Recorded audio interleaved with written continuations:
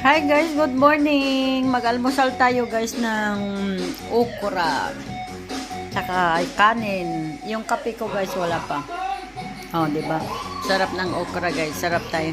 Kain muna tayo guys. Ayan guys, ang ating ulam. Ayan.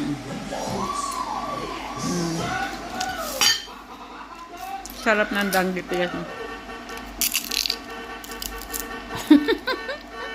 Ole! Kailan ka darating? Next week?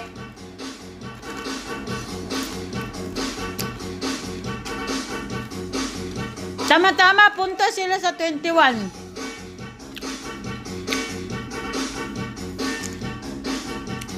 Yung guys.